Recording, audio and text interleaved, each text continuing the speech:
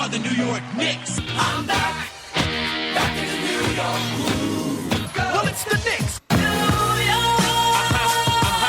We are the New York Knicks. New York. For this new season we're about to enter, the Knicks is taking no shorts just like winter. New York, New York. New York be about the Knicks, huh? But the best thing about New York City is K-N-I-C-K-S. Everybody say go New York, go New York, go! Hey everybody, it is the almighty Ballin podcast episode. Blah blah. I just totally messed up the whole thing. Just like the Knicks. All right. I quit.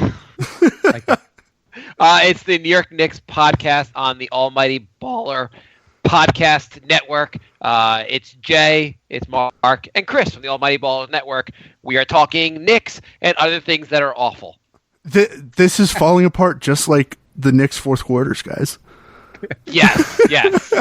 Effort to that intro as the Knicks do on defense. I feel like we're doing this intro like an interpretive dance, like it's supposed to represent something. Yeah. Yeah. Now this is kind of whatever. We're still talking Knicks, and the Knicks aren't still playing basketball, or they are playing basketball supposedly.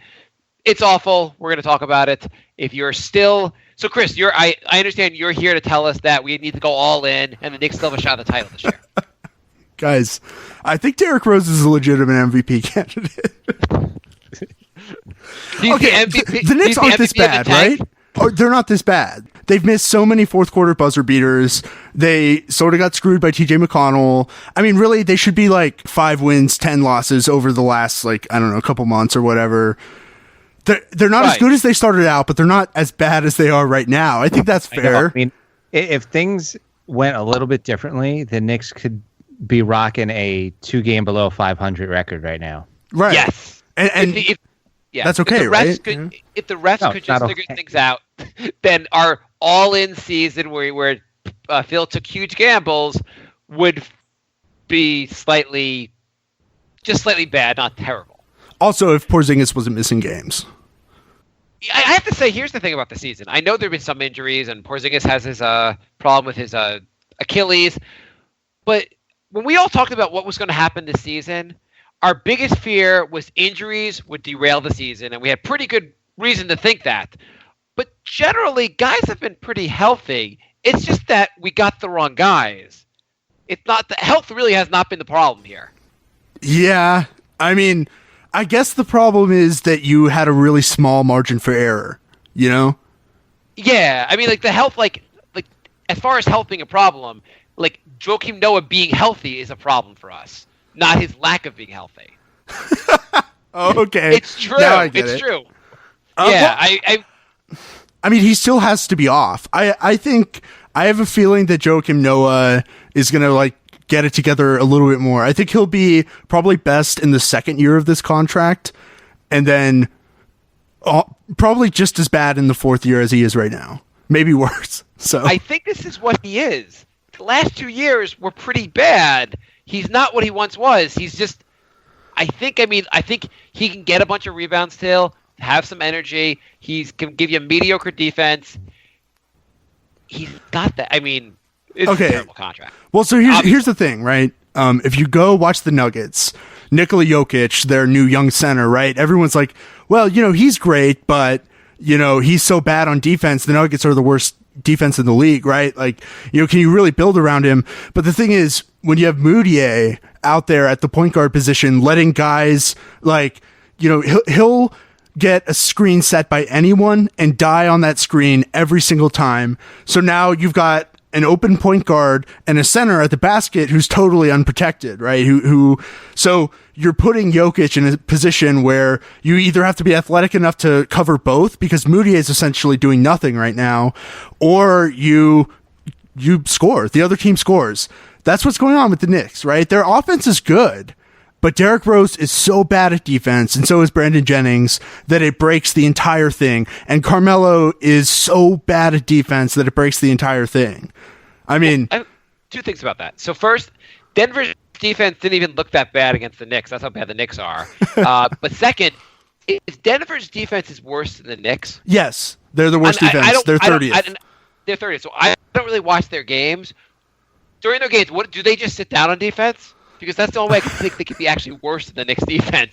Do they actually alley-oop to the other team?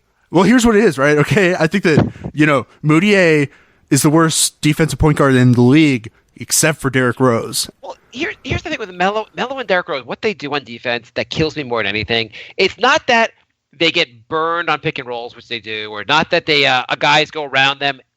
I mean, those things happen. That's not what kills me. It's when they cheat off their guys. If the guy's staying behind the arc, they just cheat off that guy, and that guy inevitably always gets the ball and scores. It is brutal. If they just stayed near their man, and maybe I don't know if it's Melo and Rose saying this is how I want to play defense, screw everyone else, or Rambis just said, hey guys, you're more valuable being like playing safety, like just wandering around doing what you want. What is your offense ranked right now? I mean, it's probably decent. It's probably over 15th. Maybe 14th. Jay, do you have any idea? Balls. It's ranked. I mean, the offense hasn't. The offense is okay, right? And the defense is really, really bad, And I think at least the Knicks can say that you guys know why the defense is bad, right? I mean, Melo is so lazy, right? And Derrick Rose is so incompetent, and Kurt Rambis is bad. He's really bad. I want Kurt Rambis to explain. I want some explanation of what the hell they're doing, because I don't understand. Like, if I was watching the video of the watching a replay of the game, of any game, like the Wizards. So they lost since our last show. They lost to the Suns and the Wizards, both in the last seconds of the game. In the third quarter of the Wizards game, Melo was guarding Otto Porter, which meant Melo stood as far from Otto Porter as possible, with still being kind of guarding him. Porter hit like 3 or 4 threes against him, and it was like after the first one, maybe you want to stand a little closer to him. And if you watched that game, you would have said to Melo, "Hey, Melo, I watched the video of the game. Stand somewhere near the guy you're defending." But then the next game happens, and Melo stands nowhere near the guy he's defending.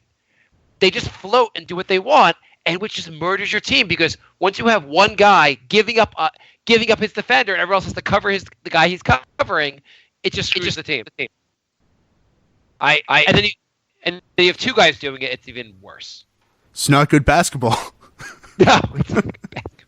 But I don't understand. Do you think this is Rambis' strategy? Like, we don't need to cover the 3, and we're better off just all like playing zone when we feel like it, or are Melo and Rose just uncoachable? I think that they're incorrigible. I think that, you would need I think even Tom Thibodeau, it's like if Wiggins and Zach LaVine are just going to, let the other team score whenever they want, then even Tom Thibodeau, defensive genius Tom Thibodeau, there's just nothing to do about it. If there's just no scheme that is going to be good in the NBA when you have the equivalent of 3 NBA players and 2 toddlers on defense. Like 5 competent NBA players will score on 2 toddlers and 3 NBA players almost every time. No, fair. I mean, so what should the Knicks do? What do you think the Knicks should do right now? Self-immolate. They should light themselves on fire? Yes. You guys didn't even mention the Jennings Rose combo. Oh God. Oh my God. There's so much to wrong close with this games. Team. Oh God.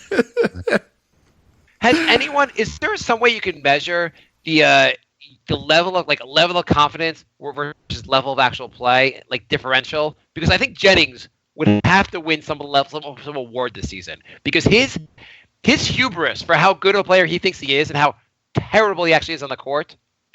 He was complaining. Did you guys see he was complaining about the rotations and like minutes? And yeah. I'm just like, Hornacek must be like, oh, you're gonna play about that? I'm frustrated with the fact that you suck. That's why I have to mess with the rotation. You can't play. I mean, he's playing for a contract. I think that there's a lot of people on the team who are playing for contracts, and I don't know.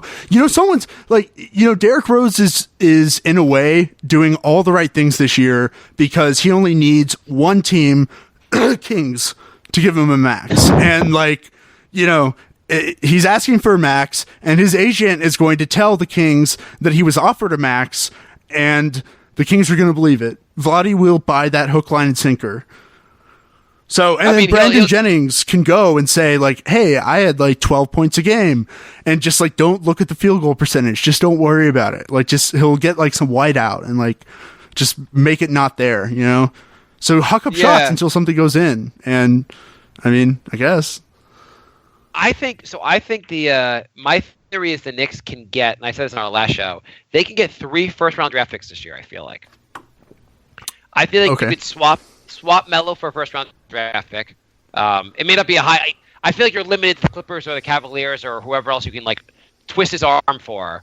I think you could Courtney Lee. You trade Courtney Lee. I feel like you can get a late first-round pick. Seem reasonable? Yeah. I mean, that's what the Hornets gave up, I think, for him last year. Yeah, I mean, he's a pretty good player. I mean, he's not like great, but like as far as a role player to add to your team, if you think your team is pretty good, you probably Courtney Lee's not a bad guy to get. Contract's not bad. And then Derrick Rose, his contract's at $25 million, so you trade him for a worse contract, and that includes like some team that's trying to get rid of Greg Monroe or some other terrible signing, and they'll give you a first-round pick just to get rid of that, just to get the cap flexibility. Are you saying for Derrick Rose? Yeah, well, you take back you just basically take his cap. You take back a worse contract. Because we're going to suck anyhow the next 3 years. You could get Rondo. What do you mean? Like no. I think that Rose is toxic. Like he just didn't show up one day. Well, but I feel like some team will say we have beyond, but we have someone on a terrible contract that's for the next 3 years. We'd rather swap that for an expiring contract. Oh, and just like waive Derrick? Waive Derrick or do whatever they want with Derrick. I mean, maybe Derrick won't even show up for their games anyway. But like, just use his contract to get a worse contract that'll include a first-round pick. Yeah, doesn't seem unreasonable. I mean, I feel like there are a lot of bad contracts out there, and teams are like, I don't have any in particular in mind. But I'm it's just sure like God, I don't think that Phil Jackson actually watches basketball.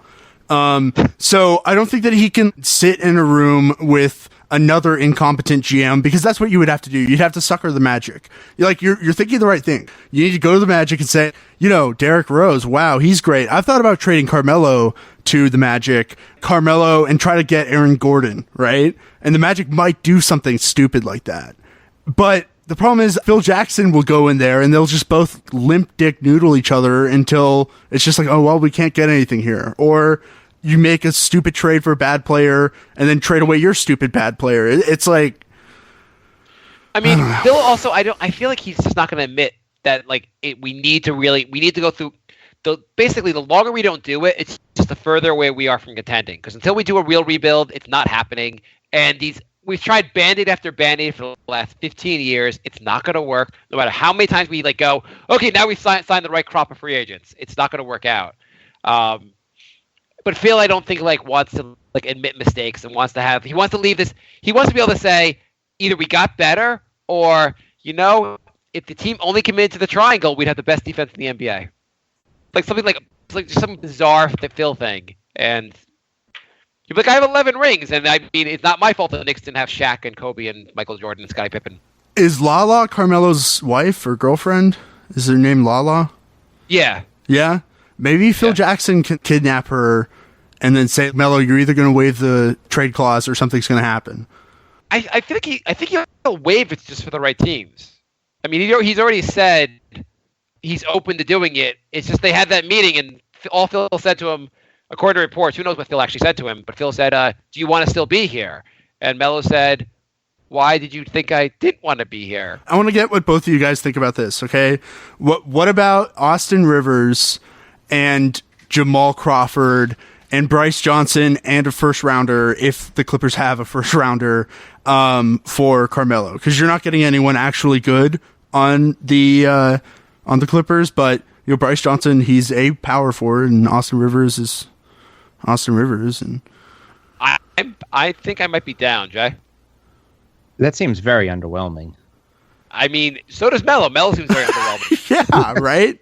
I mean, like, and you guys would feel bad about it, but, you guys are saying these Band-Aids don't work. It would be like ripping off a Band-Aid, right? Like, you guys would feel bad when Melo went and played for a team literally full of all-stars because the only good Carmelo is Olympian.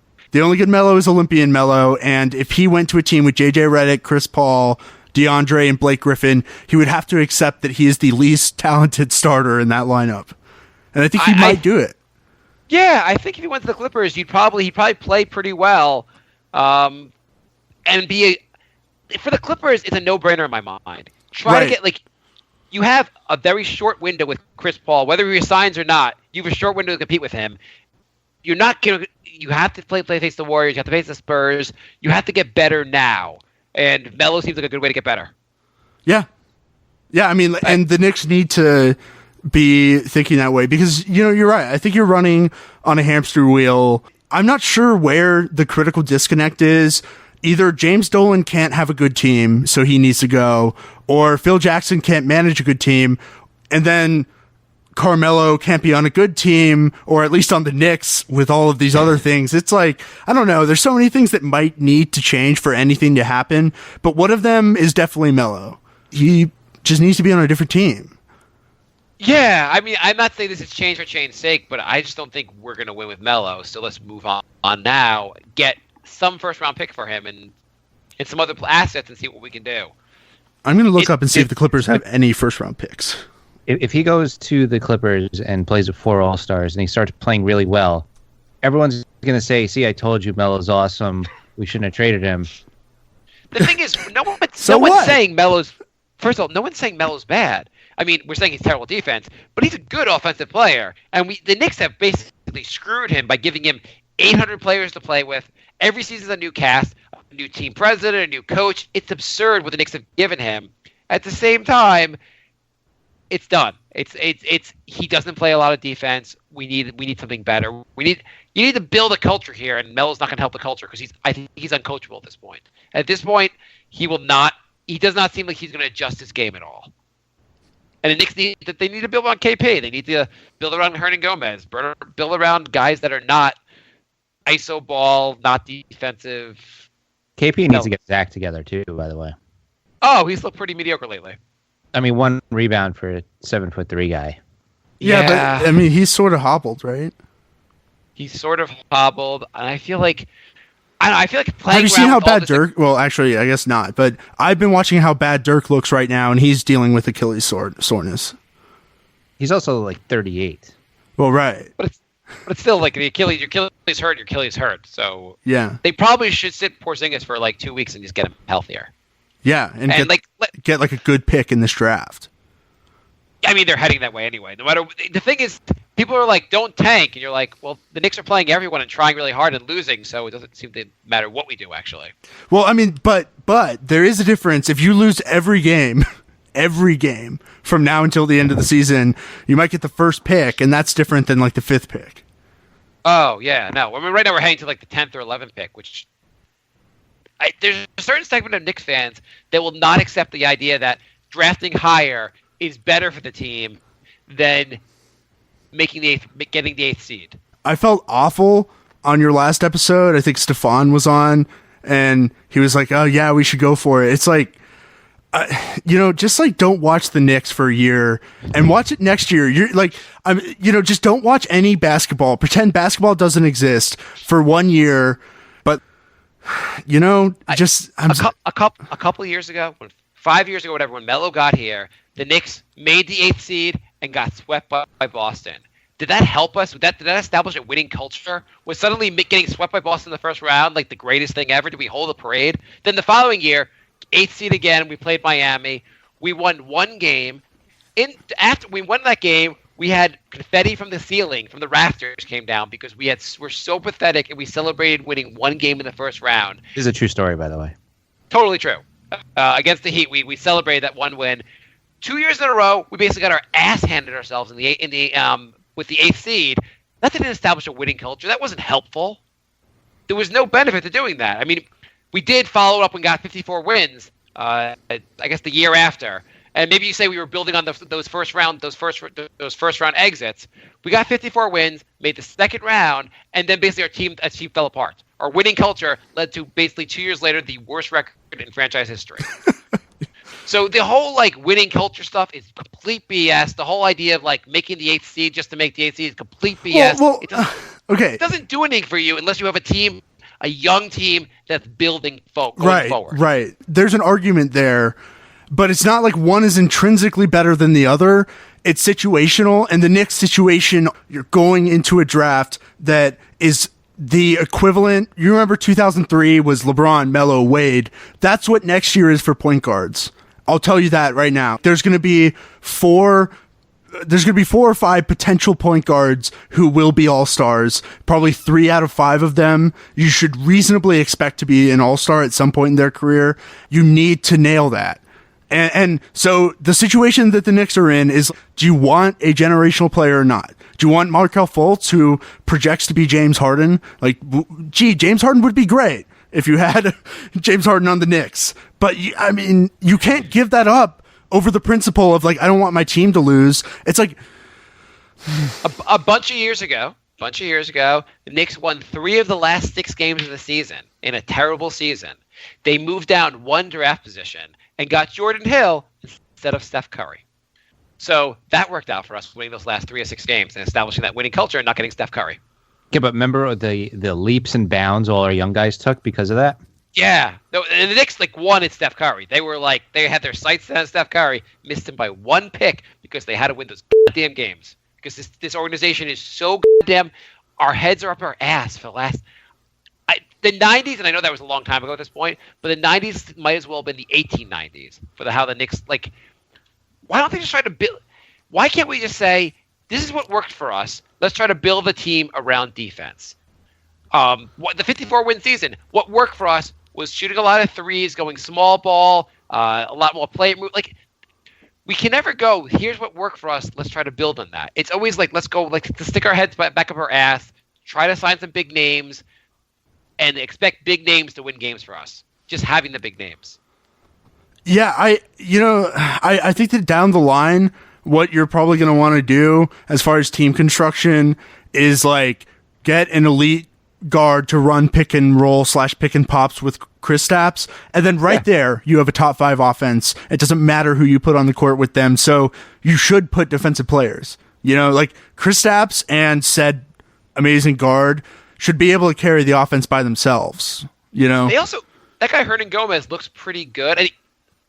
Joakim Noah, whatever you want to say about him, his defense has not been anywhere. Would the Knicks be any worse just playing, giving all his minutes to Kyle O'Quinn and Hernan Gomez? If none of them are good at defense, why don't we take the guys that can play offense and just forget about Noah? Well, 30 minutes of cock would be huge. Yeah, the more cock you can get, that's the more cock I get in my life, the better. Yeah. So I was just looking at before we started the show. Daily News had a article, the top 10 worst moves by Phil since he got here. You guys want to hear the top 10 worst moves by Phil? I'm just shocked we can make a top 10 list already. Yeah, he's pretty. So the first one, number 10, was one I found out recently.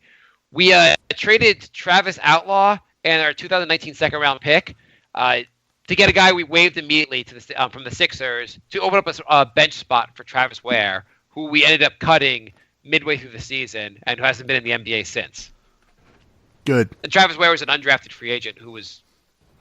His only claim to fame is that he guarded LeBron James and actually did an okay job for a part of a game. One game. It was during the worst season of the Knicks. Wait, so they're saying there's 9 moves worse than this? Yeah, well, that wasn't that because it's only a second round pick. So number 9, they said the Hardaway for Jerry and Grant move. Just because they were saying Tim Hardaway is actually getting better, he's emerging as a solid player, and Grant, who then we swapped to the Bulls, Grant hasn't done anything yet. You guys gave away Crowder, JR, Tyson Chandler. That's all worse, right? Well, Crowder, we chose not to get him in a trade because was it Crowder, right? Yeah. Okay. Yeah, we just said Crowder, we already have Melo at small forward, just power forward. We don't need any more forwards. I did kill for Crowder right now. Number 8, firing Derek Fisher and appointing Kurt Rambis. I guess the idea basically just having Rambis in general was a pretty awful move. Yeah. And also, Derek Fisher must be looking at this going, oh, I'm such a bad coach. Look what's happening again. Not my fault. Well, he shouldn't have boned Matt Barnes' wife. Maybe actually he should have boned her at halftime of one of the games to have the Knicks have anything exciting to show to their fans.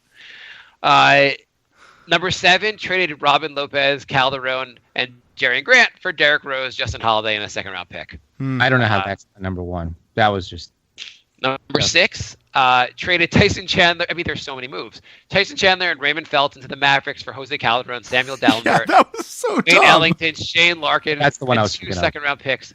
I mean, this move was just like the best was that like the following season. I think around the trade deadline, centers were going for people were getting such big returns for big men, and we're like, if we only still had Chandler, we could have traded him and got something for him. Didn't Cleveland trade 2 first-rounders for Mozgov? That's what I'm thinking. Yeah. Of. Yes, 2 first rounds for Mozgov. We at least could have gotten those 2 first rounders for Chandler. You could get any 2 players who aren't CJ or Dame from the Trailblazers right now in exchange for Tyson Chandler right now. Well, the best part of all those guys we acquired is we could have gotten any of them because they all would have subsequently been cut and been basically out of the job. Yeah. So, number 5 traded J.R. Smith and Shumpert to the Cavaliers for Lou Amundsen, Alex Kirk, Lance Thomas, and 2019 second-round pick. The thing is, Lance Thomas is the best player of that group, but even the best part of this was they immediately cut everyone, and Lance Thomas, we only got him a 10-day contract thereafter. So it was, it's just so number 4 hired Derek Fisher. Number 3 re-signed Carmelo Anthony on a 5-year, $124 million no trade clause contract. Right. Yeah. Number 2, and how is this not number 1? Signed Joakim Noah to a 4-year, $72 million contract. So I haven't looked at number 1. Does anyone want to guess what number 1 is? Oof. I mean, But what's worse than all these moves? I know. I mean, are they going to? They can't say Derrick Rose. We already did They that. already said Derrick Rose. I mean, are they saying re-signing Derrick Rose to a max deal because they can see into the future? This is a pretty good one. Phil Jackson signed a 5-year, $60 million contract to become the Knicks president. That's number 1. Yeah. Yeah. That's pretty funny. Yeah. When Phil got here, the Knicks won 37 games, and it was a bad year. And now at this point we'd be happy with 37 wins. We've 3 years done later. better than that 1 year since he got here, right? Yeah. So. Yeah. I don't know, Jay. Do you want to go to questions? Anything else you want to talk about with before we go to questions? I mean, do you want to talk about the questionable calls at the end of a bunch of these games? Sure. The Wizards. We had the assistant coach standing next to Courtney Lee on the court. That was kind of weird. Literally on the court. He was more on the court than Courtney Lee was on the court. Yeah. I mean, you said Jay posted on Twitter, and this was it was 4 of the last 7. The Knicks' last 7 losses were have been reviewed and determined the Knicks they probably should have won those games. Well, yeah, we were talking about this at the start. The Knicks aren't this bad, but They're not this bad, but they're still. Yeah. On the other hand, the Wizards were 4-13 away when they played. It shouldn't be coming down to the last shot. The Suns are a bad team. You shouldn't be coming down to the last shot. Yeah, they're getting screwed at the end of these games, but they shouldn't be in that position anyway. Yeah. And the Suns game, Rose got clearly fouled. That was the one. Rose got clearly fouled in that last play. But yeah, they shouldn't be. The Knicks. It's almost like we're benefiting in some ways because the team we should tear. The closer we are to a 500 record and mediocrity, the less chance we're actually going to do anything about it. So we're almost benefiting from the fact that the refs have screwed us, and maybe we have to take a harder look at what we have as a team. Yeah. Nothing. Yeah, you're right. If they think we can make the playoffs, nothing's going to happen. This team needs to be really, really bad. So I know the Knicks aren't going to really rebuild, and they're not going to do anything. What insanely stupid thing are they going to do at the trade deadline? Ooh, trade their first round pick for Rudy Gay. PJ Tucker, first round pick. Yeah, everything involves like giving up a first round pick and like. No. There's also, guys, we're just one piece away. We're going to trade a bunch of our young guys for a vet. Whatever. Who cares? As long as that's not Porzingis. Like, who cares? I mean, Willie Hernan Gomez is nice, but like, who cares? You know? I can see them being like, all right, we'll trade Baker, Kuz, and Billy for Dwayne Wade. And We've been talking about it, and if we realize if we give a Rose the max deal now, he'll show up to 100% of the games. He won't just take them off. Yeah. I mean, what do you think? People are also killing Hornacek for his lineups and rotations. I mean, there's a bit of like Hernan Gomez had like 17 points, 11 rebounds, and didn't play the next game. And then the following game, he like didn't even get into the game till like end of the third quarter, and then looked really good. And the defense is horrible. Hornacek's the coach. Do we start killing Hornacek or no? well, I think if you're the coach of the Spurs, you can toy with rosters, and your chemistry, your locker room, everyone's going to be happy because Greg Popovich has, the credibility to do that. And also the type of guys that they try to get are like, quote unquote high culture guys. But generally speaking, NBA players do not like it when they're dicked around. I think that it would be worth it just for the locker room, because a lot of these games that I think you're losing is just because, I mean, Carmelo, when he missed that jump shot in his last game and he was sitting on the scorer's table, he looks like he wanted a shotgun in his mouth. Just keep people from being so upset with their role on the team that they want to fly to Chicago and not tell anyone, or just like having people be happy would be such a huge step in the right direction that now is not the time to be toying with rotations, I think. So just speaking about the Spurs for a second, I would take the other side of it, but like I think what we're doing now is not working. So try giving like young guys more minutes and see what happens. Gomez has 17 points and 11 rebounds in like 15 minutes to not bench him. Well, if he's trying to lose, he's doing the right thing. Yeah. So I have a question. Who is DeJounte Murray? The next coming of Michael Jordan, apparently. Is he supposed to be really like? Where did they get him? Where did the Spurs get this guy? He was the 29th pick 2 years ago, I think. Okay. I was looking at. I didn't see the Cavaliers Spurs game, which I would have liked to see. I didn't get a chance to see it, but it looked obviously a good game. Spurs won, and I'm looking at the box score, and I'm like, who the hell is this guy? And started like, how did the Spurs find these guys? The day of the draft, we put up an article that was like, oh God, the Spurs just pulled a fast one on everyone. I mean, DeJounte Murray was like clearly going to be good, and there were just 28 teams that said no thanks. I mean, I don't know. That's fair. I mean, the Spurs are a smart organization. I'm sure if he was a Knick, the Knicks would have screwed up his career anyway. But how did the Spurs? It's like the rich keep getting richer. It's like the actual economy. Yeah, this is Trump's America, man. Yeah. No, the Knicks. Yeah. Okay, you want to do some questions, Jay? Yeah. Let's do some questions. We have. Are you cool? Questions, Chris? Yeah. I'll answer all your questions. All right. Cool. By the way, I saw this. When games are within 5 points in the last 5 minutes, including overtime, guess who is shooting 31%, the third lowest field goal percentage among players with at least 30 attempts? Yep. But he's super clutch. He's like the most clutch player in the history of the NBA. Yeah. That's what I've been told. Philip writes, let's pretend it's a bizarre world with no cap contracts or anything, and we're going to have the exact same team this year as next year, but you could add one player. Who would it be? Where would they play? Who would not see the court anymore? It's got to be Noah, right? Or is it a two-way point guard? Is it like KD? Then Melo would be relegated to six-man since he can't defend a mother effing thing. Chris? I mean, oh man, Steph Curry probably run high pick and rolls with Kristaps all day. That'd be great. That would be fun. And Derrick Rose could just actually not show up, and it would be fine. He could be given permission to just not show up, I guess, is what I mean. That's a good point guard would be. We haven't had a really good point guard in so long. Yeah.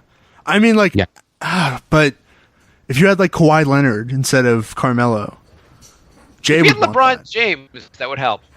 Do Yeah. you think if we replace Melo with LeBron James, do we go to the finals? I'd like to say no, but then that Cavs team he took to the finals. Yeah. Oh, my God. I mean, who beats us in the East? Like, Okay, just swap okay. them out. Who? So I guess the question would be, like, is Rose better than Delonte West? Was that guy? It was Daniel Gibson, Delonte West, LeBron, Ben Wallace at power forward, a 34-year-old Ben Wallace at power forward, and a 35-year-old Zydrunas Ilgauskas at center. So And yeah, he would totally bring you guys to the finals. I can't figure out why LeBron left Cleveland at that point. Yeah, right. That was the 67 win team, by the way. Yeah, no, they were. I mean, they were really good with the. I mean, LeBron is just crazy good, and I feel like if LeBron was here, that everyone would play defense because they'd be like, LeBron's playing defense. We have to follow his lead. He's gotten J.R. Smith in line. He can get anyone in line. Yeah, exactly. That's it. He's already gotten Knicks players to play well. Like, LeBron's good, guys. He's pretty good. I think he's a good. I think people will remember him. He'll go down as a top something. And Melo, you could be remembered too if you went to the Clippers. What if we added Shaquille O'Neal to the team? Which Shaq? The one that on the Lakers. Um, I now I want to play a game of adding random players from history on the Knicks and see what happens. We can move on. yeah, no, I like that. I think like Shaq is just one of those guys. Yeah. What about Abraham Lincoln? You think Abraham Lincoln would make a difference? I think Abraham Lincoln, John vampire Wilkes hunter? Booth. You know, Yeah, the he'd play. hunter, yeah. He'd play for the Celtics. The Celtics would sign John Wilkes Booth. If we replaced Derrick Rose with Teen Wolf, do you think we would be better? I think. It's a classic 80s movie. And Yeah. old school is totally cool with a werewolf on the basket. No one even like thinks twice. They just have a werewolf on their team. Yeah. No, I mean, you know what? like, Not only that, the opposing team is like, oh, I guess they got a werewolf. Okay. well, so what if you sign Air Bud? Yeah, why not?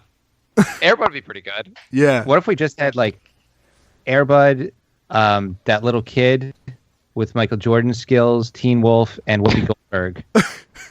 Yeah. And we just had a projector that had the Looney Tunes characters on our team also from And, All right. Well, right. Space Jam. Who will be the last man standing in New York? Phil, Carmelo, or Hornacek? With all Phil's mistakes, do you think the Melo no trade clause could end up being the worst? Ex-Sixers president GM Sam Hinkie is looking for a job. Is it time to dump Zen Master and trust the process? And how bad do the Knicks have to get before you give yourselves permission to bring back the Derrick Rose interviews? who do I think will be the last man standing, or who should be? Who do you think? I mean, I mean, actuality. I mean, I think that the person who will be the last man standing probably be Melo. Yeah, I think so. Well, Phil has 2 more years on his contract. There's no way he's coming back after those 2 years. Melo has 2 more years, right?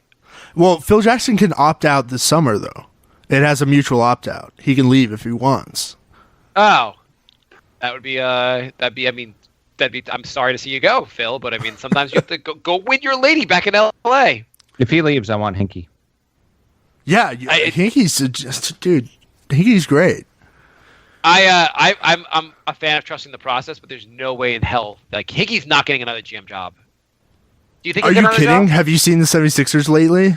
Oh, I know. I agree. I think the NBA is going to find some way to keep like him out of this role. No, definitely not. They don't want this trust the process to happen. They don't want people take like a team. They don't want him to take over some other team and say we're going to be terrible for 3 or 4 years. You like, know the what? NBA forced him out. You know what I bet happens, and I've talked about this. Like I think that a team like the Celtics or the Spurs are going to hire Hinkie as an assistant GM.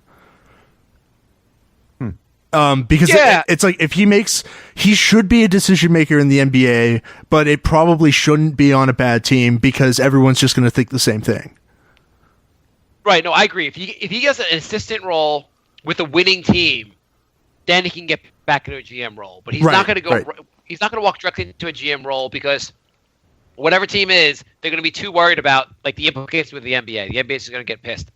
They're going to try to block that. Yeah, I know. Can you imagine if the Knicks sucked for like 4 or 5 years? Yeah, no. I mean, like it would be like. I mean, I can't imagine the Knicks just being real.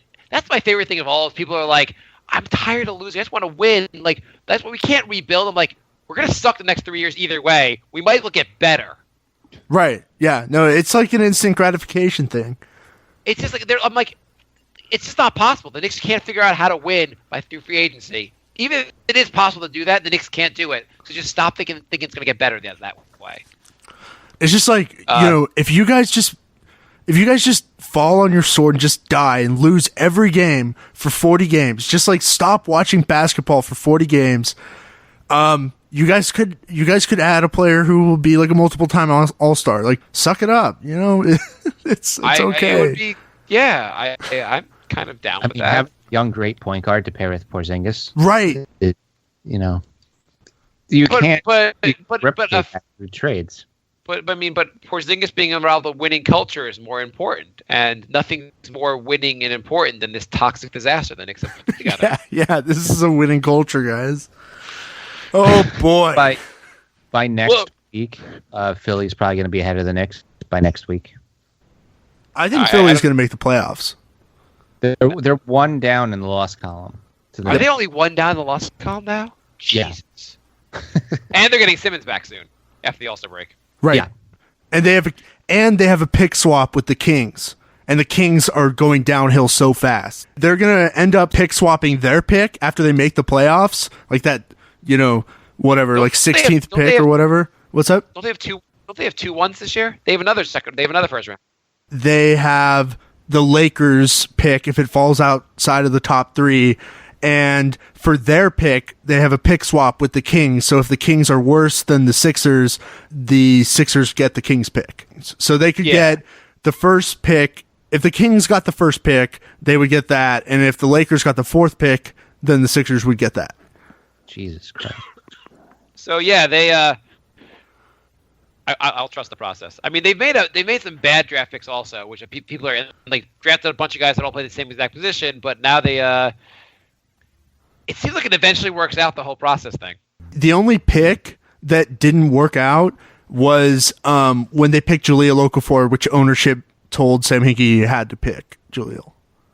Oh, is that what it wasn't I didn't realize the ownership said he had to pick him. Well, when there's a rumor about something like that, it means that it did happen.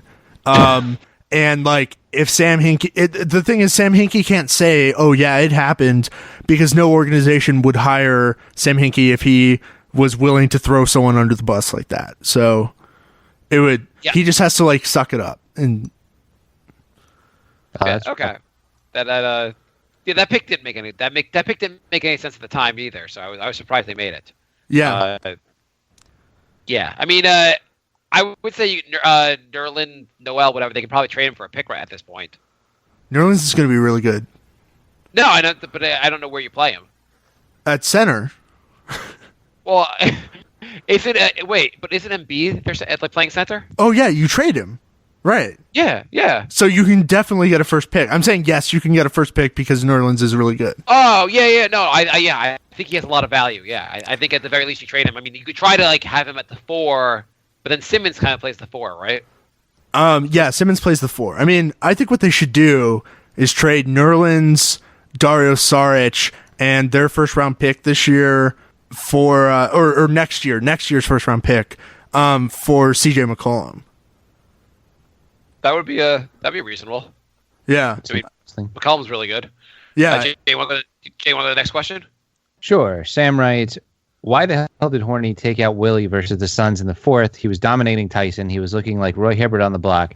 Horny puts in KP, who is softer than Willie, and we choke. Tanking? Also, wasn't I right about Lee? Dude is overrated. Aflalo hell, Sasha would have taken that shot. Holiday played only 4 minutes in that game also. Tanking? Is he saying that Hornacek's intentionally bad? He's saying that Hornacek is stealth tanking. No, coaches aren't. There's no such thing as coaches being in on a tank because like it's bad for their careers. Like Brett Brown was trying to win and just had terrible players. The decision maker in a tank has to be the GM. I don't think he's serious about the tanking. I think he's just like okay. Well, if it's a joke, I think he's kind of joking about that. I mean I would agree. I would agree that I lost my train of thought because Steven's writing me messages. Steven, do you want to call into the show if you want to talk to us? No, Stop Skype is messing up. We can't do that. Okay. Whatever. I'd have to take his call, hang up on you guys, and then call you guys back. Okay. Call. Yeah, Hernan Gomez was having a really good game. I understand they went back to KP. Like, coaches always go back to their starters. It didn't work out. We probably would have lost the game if Hernan Gomez was still in the game anyway. I think part of the problem is that Hernan Gomez had played 14 straight minutes at that point. And also, Kristaps is like good. Yeah, it wasn't like he took him out to like. It'd be like if Ron Baker was having a nice stretch, you took him out to put in Melo. As much as you may say, well, Baker is playing well, it is Melo. It's not like crazy for our coach to put in one of our better players. Yeah, and like the last thing you need to do is piss off Kristaps, your only valuable player. I mean, I would have maybe like. I thought I understood putting back Porzingis, but maybe I would have gone to a bigger lineup and taken out one of the someone else. But whatever. And as far as what was the other thing you mentioned? The Courtney Lee not taking that shot. The one time Melo passes, the guy doesn't shoot, and now Melo will never pass on the last second shot again. I mean, in his defense, there was 6 guys on the court. Yeah, the coach being next to him was real. What are you supposed to do? Are you supposed to just grab the coach by the neck and get it like? What do you do? He should have done what Kidd did and just ran into him and gotten the tech. Right. Yeah. Technical and the ball back. I think Lee was just so confused by the fact like he was on the court. He wasn't even realizing that was the assistant coach. But he knew it was a person. He wasn't expecting it to be a coach.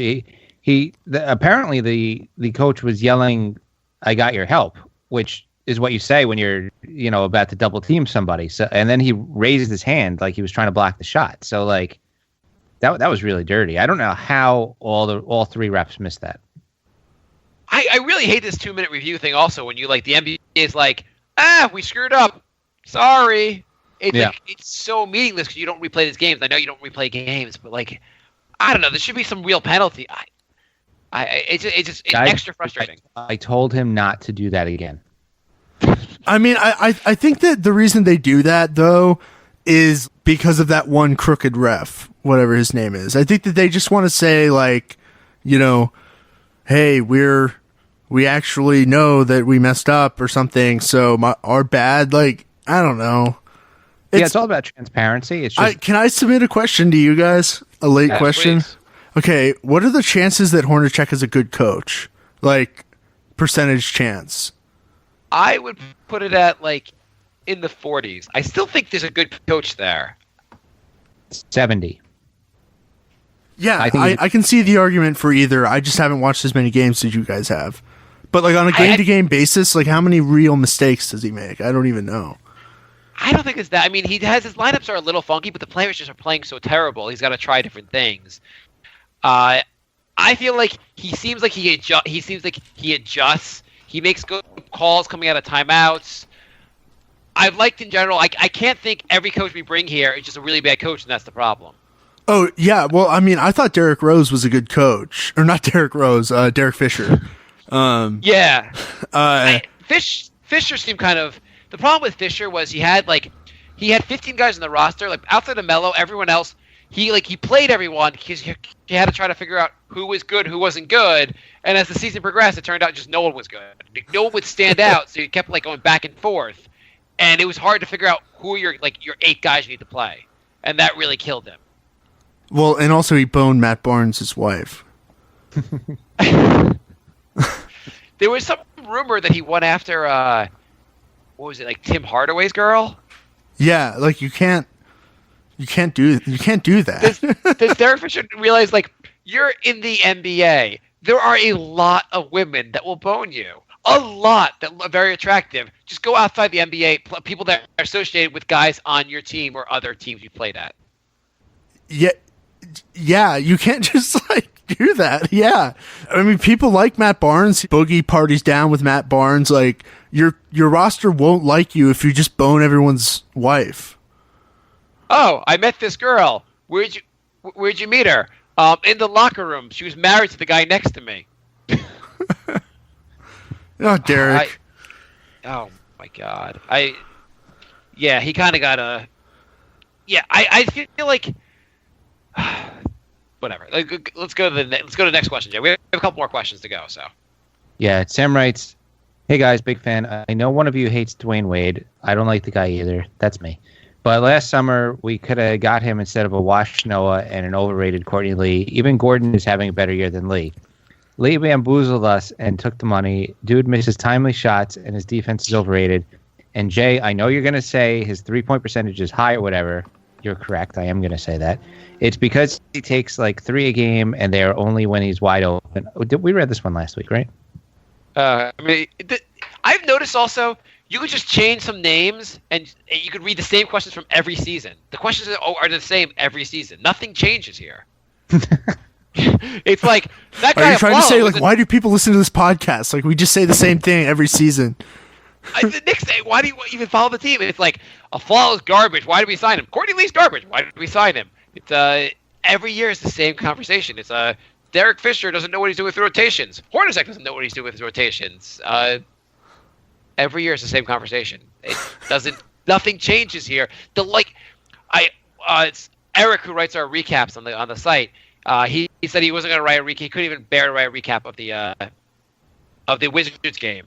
And I said to him, of the Suns game, sorry. And I said, how about instead of writing a recap, you take your recap from the Wizards game and just replace the word Wizards with Suns, and it'll be fine. Yeah, I mean, like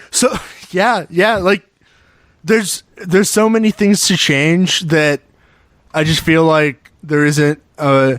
Maybe the only thing I think it might be the case that like Dolan has to sell the team. Because like he makes the ultimate decision on everything, you know, and ultimately he's like a jackass. Well, the owner of the Jets, good owner wouldn't hire Phil Jackson or not fire him, rather, you know. So the owner of the Jets, Woody Johnson, has now been sent as I think he's the ambassador to England or the UK or something, or he's being sent overseas by the president. And I think we should all petition Trump to send Dolan overseas as well. To like Cambodia?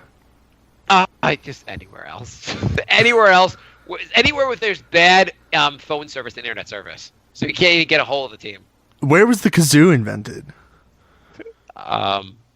New Zealand? I don't know. He'd be into that. Yeah. Just get him out of here, please. Send him on a world tour with his band. Yeah. Yeah. Maybe we should do a Kickstarter for that. Kickstarter to send James Dolan on a world tour so he can do lots of concerts in Zimbabwe and leave us the hell alone. You can like pay people to pretend to like his music until he's like, oh, people everywhere like my music. I should tour. The problem is he also owns the New York Rangers in hockey, and the Rangers are really good. So he knows how to be a good owner. The solution is not to send him somewhere. He just needs to something needs to happen. See, the thing is, I think he tried to do with the Rangers. He basically delegates everything. Like he hired smart people and lets them just run with it, and the team's actually pretty good. And I think his plan with Phil was Phil has 11 rings, and wow, 11 rings. How'd you do that with Michael Jordan and Shaquille O'Neal and all those guys? He's just. I think he turned over control of the. I feel like the last couple of years, you just have to blame Phil. It's not really James Dolan's fault. Yeah, but Phil didn't fire him. You know? How do you fire Phil after 3 years? Or, like, how do you not give him 3 years? You fire Phil Jackson. You just do it. I mean, like, we know enough now to say confidently that Phil Jackson is not a good president, right? Right, but, without hindsight, Jay, you thought it was a good idea. Like, we both thought it was a pretty good idea when they hired Phil. Just for the fact that you figured this was the one guy who knew a lot about basketball and James Dolan was not going to interfere with what he did. Yeah. Yeah, but like 2 years in, you know, how long has he been around? Because we just 3 read years. a top 10 list that made me want to 3 gouge years. my eyes out. 3 years? It- Okay, 2 years in, 8 out of those 10 terrible, tragic things that he decided to do, enough bad had happened in 2 years that, like, I'm sorry, Phil, like, Well, you know? here's the thing. Like, so he had the tank year where he got Porzingis. Then the following year, we think we're going to be decent. He made some like decent offseason acquisitions. We were 22-22, and then the bottom fell out, and they fired Derek Fisher, and everything fell apart. But they had made it like pretty far in the year with being an okay team. Then they brought in some big names, shiny names this year. People were convinced the Knicks were going to get at least they're going to get to the 8th seed.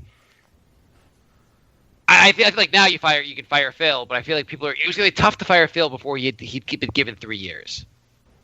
Well, I mean, it's going to be tough to fire Phil always, but you just need to, like, just deal with that. Yeah, I mean that's yeah. Yeah. Next question, Jay, or is there any more questions on there? Because we have Twitter also. That's it for email. Chris, you said you're recording on your end, right? Yes. Okay. Why? I had something bad happen over here, so What happened over there, Jay? I don't know. My program stopped recording like a while. Jay. Jay. Jay. Yeah, I'm recording. I'm recording both of us, so. Thank God. Okay. So Twitter, we have to do lightning. Jay, the thing is, like, if we had to re-record tonight, I don't think I could talk about how bad the Knicks are until next week. So I'm glad you I guys figured that recorded. something would go wrong in New York, so.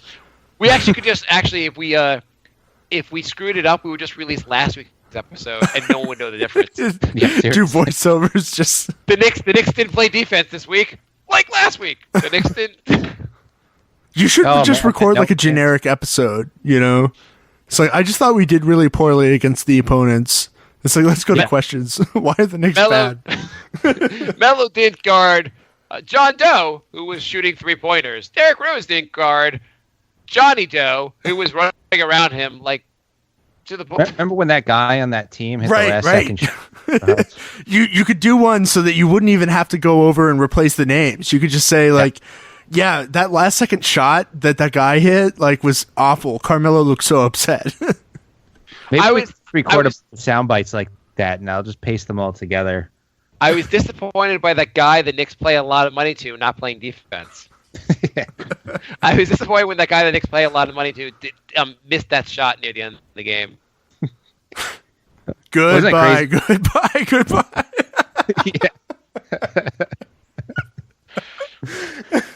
Okay, lightning round.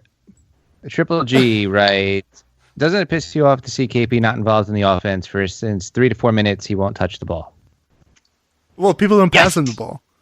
Yeah, I mean, sometimes he just puts his hands up and he's like, "Hello, still here." We got a bunch of high paid vets that are handling the scoring load. Yeah, reasons not to rebuild. If we rebuild, we get the ball more to our young guy we're trying to develop, and we don't want to do that. Can someone tell Rose to stop taking 20 plus shots? No reason for you to be shooting more than KP or Melo. Yeah, he's got to get a contract. Trade That's him the to the thing. Clippers. Also, he wants to get a big contract, so he's going to keep shooting. Oh, wait, Rose. Did you say Yeah. Rose or Mello? Rose. Does it matter? Oh, yeah. I mean, like, well, it does, because, like, I think Melo would stop taking shots if he was traded to the Clippers. He would be like Olympic Melo. I mean, Derrick Rose, there's nothing. He's not going to stop. Anthony writes, which team should we pick as the Knicks just keep getting worse and worse? Can't be a rival or a contender. The Rockets are kind of fun to watch. Yeah, they take a Yeah. lot of threes. Contender? They take a ton of three. I was watching them the other night when they were playing Milwaukee, and I was like, this is kind of fun to watch. Like, they are like, their offense looks, I mean, whatever you want to kill James Harden for flopping, like, it's really fun to watch him play. I mean, the Utah Jazz are pretty fun. I mean, Yeah. they're like a team to be proud of. I bet people in Utah are proud of the Utah Jazz. I mean, you could watch Oklahoma because the only thing you're rooting for now is the triple doubles. What Yeah. about the Timberwolves? The what? The Timberwolves. Oh, yeah. Are they? They're pretty Eh. frustrating, dude. They just, you know, I don't know. I can't talk about the Timberwolves. They make me upset. You would think they'd be better by now, but they're not. I know. I mean, they're 5-5 in their last 10, so they're starting to get it together. But I feel like they should have been like an 8 seed this year. Yeah. Yeah, I don't know. I was so off base with them that I don't feel confident saying why. You know. Every year I keep picking them like to turn it around, and they don't like my picks. Although they're only 2.5 games out of the playoffs, just like the Knicks. Okay. And also, Karl Anthony Towns is amazing. Yeah. Yeah. No, he's really good. Wait, so what now? The Knicks are hurting KP's growth. WTF, he is the third in usage when he's arguably the best player on the team. Yeah. I just want to shoot myself in the head. Why can't we trade Melo? I feel bad for him. Melo, please accept. How likely are the Knicks to re-sign D-Rose this offseason? If they do we boycott the Knicks as Knicks fans? I'm going to say there is a 75% chance the Knicks re-sign Derrick Rose. I mean, there's a 0% chance they should at this point. No, there's no way they do it. He just didn't show up. Oh, the Knicks will do it. It's the most Knicks thing you could do. Like they probably will. I'm giving them 50-50 odds at this point. It's also everyone's like the people are like, oh, we shouldn't resign Rose. I'm like, okay, yeah, let's rebuild. They're like, so where are we gonna get the money instead? What big name are we gonna be able to sign? I'm like, how about we just rebuild the team and just stop this damn culture of like we need to band-aid after band-aid. Like we did if we signed Drew Holiday, suddenly we'll be amazing. Though we would be better with Drew Holiday, but just like whatever. How big of a hypocrite is Rose and Noah for expressing defense when they don't play any of themselves? I mean, Hornacek was like they asked him after they're like Rose mentioned wanting you to get on them more for defense, and Hornacek just look at his eyes just like, come on, really? Like this guy's telling us that we need to play defense of all guys. I mean, that's what Melo does all game is tell his teammates, "Oh, cover this guy. I don't want to do it anymore." Yeah, guys, this guy is running away from me. Switch. Yeah, I mean, like he's really good at telling people to play defense. Melo is, yeah. Yeah, he just like his point, like I'm done with that guy. The It's guy like Melo, and he's like mid-air about to dunk it, and Melo's like, switch. It was your fault. Man. Yeah. Anthony writes, what's worse, this Knicks team or Marbury's? I'm going with Marbury's. At least there's some likable young guys on this team. There was nothing likable about that Marbury team. Like which Marbury? You guys had the Marbury Steve Francis Knicks, right? That was you guys? That was the Knicks? Oh, we sure did. Yeah. They were fun. Yeah, from an outside point of view. If that was your team, you would have wanted to kill yourself. Yeah. What was fun about that? Eddie Curry? Jerome James? No, but like this team is so bad though. Like I'm not even saying that team wasn't. So, I mean, I think we talked about earlier. You mentioned that this team is probably not as bad as they seem, and I think this team is not going to lose every game going forward. At some point, they'll play a string of like 10 in a row where they're 5-5 and get back to like that level of mediocrity. Just to ruin our draft pick. Yes, I mean that's exactly why. I mean, like it basically they'll pull a Knicks comeback they'll be like 10 games under, 15 games under. They'll start winning a bunch of games and get the 9th seed because the Knicks will do anything possible to screw their future. But it's great experience. Yeah, it's a winning culture. I mean, like culture. You get a winning culture, and like one day you may get to the 8th seed and get your ass kicked in the first round, but get to throw a parade. So I want to ask you guys. I want to run something by you guys and see how sad it makes you, just because I'm malevolent. All right. So do you think that perhaps the reason they have that Knicksy type comeback and get up to the 9th is because all the teams that they're beating are teams that are actually deciding to like sort of sit their players and like it's like, okay, Knicks, if you want to beat us, but then every team that's better than them is just going to trounce them. And so it's like they sort of level out and have this comeback that's because all the smart teams are losing on purpose, you know?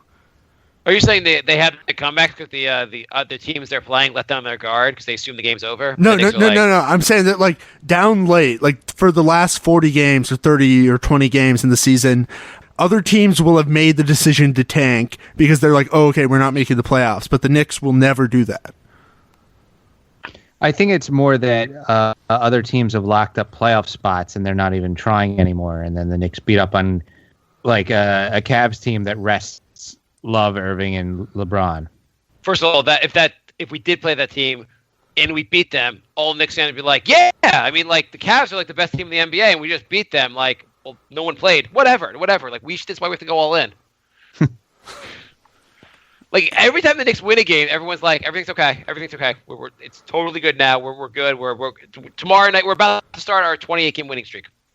Right. Yeah, it could happen. But yeah, I agree. It'll be they're playing teams that just won't care anymore, and that's why they'll have their comeback.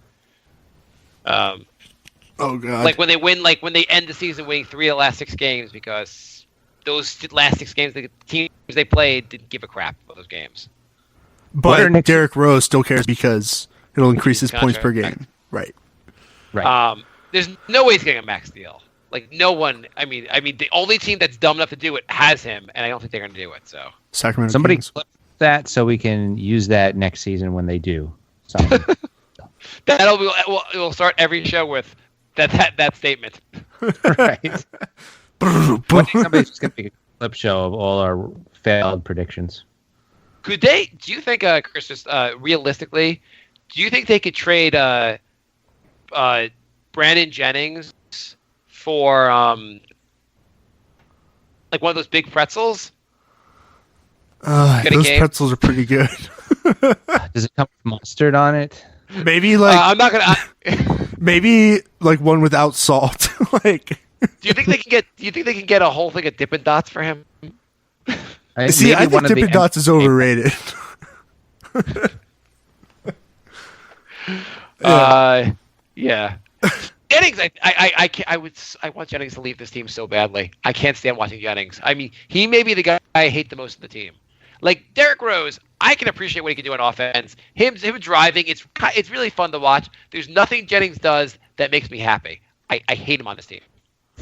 My favorite thing he does, or favorite thing I hate the most, I mean, forgetting like when he doesn't guard guys or just throws reckless passes all the time, is that he'll sprint up the court and shoot a 3 immediately. Because you're the point guard, and the first thing you should do is try to shoot a 3 with 23 seconds left on the shot clock. That's what you should do as your point guard. I know he passes a lot, but he just kills me sometimes. It always careens and ends up back at the 3-point line, setting the other team up for a fast break too. And every once in a while, he does get those. He does make those, but like I'm sure overall the shooting percentage in those shots is abysmal, like his regular shooting percentage. Yeah. Let's see. What are the Knicks going towards next season? Rebuild around KP or try to win now with Melo and Rose while ruining KP's growth? Well, yeah, I mean, obviously the latter. Yeah, we all know it's the latter. Okay. It seems like KP is more frustrated on court when not getting touches because Melo and Rose is ball hogging. KP won't play defense. I think when you have, I just think you have a guys. If your team leaders don't play defense, it hurts your ability to play defense. Also, everyone. He's learning from Carmelo. If he's learning from Carmelo, he's not going to be as if he was learning from LeBron. KP be a much better defender. Well, it's also frustrating. Like you're busting your ass out there, and then the other team scores because somebody else on your team was just sitting there not defending. After a while, I've been on like rec league teams like that. After a while, you're like, well, why should I cover my guy too? Chris, you might watch more games than I do in the NBA. Like I really just focus on the Knicks. Is it possible to give up less than 60 points and a half? Didn't we give up 100 the other? Oh no, that was by the third quarter. No, yeah, 100 through 3 quarters, which is unbelievable. Well, I'm from Dallas, so I've definitely seen the Mavs get less than 60 points and a half. So it is possible. I'm just checking. I wanted to make sure. I forgot. It's been so long. I think recently we had a 36-point half, so that was good. Well, why are the Mavs so bad? On paper, they look like they're a pretty decent team. Well, is Barnes really bad?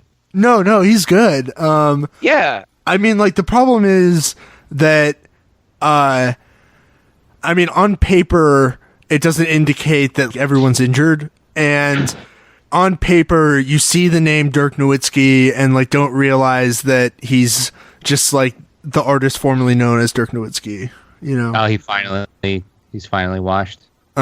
Yeah. Which is, like, you know, whatever. He's 38. I don't know. I just, like, I'm not, like, it's hard for me to feel bad for myself. Like, we won a championship. So, whatever. Yeah. We're going to be bad for a while. Like, it is what it is. I mean, in your mind, like, do you love Mark Cuban? Or how do you feel about Mark Cuban? I mean,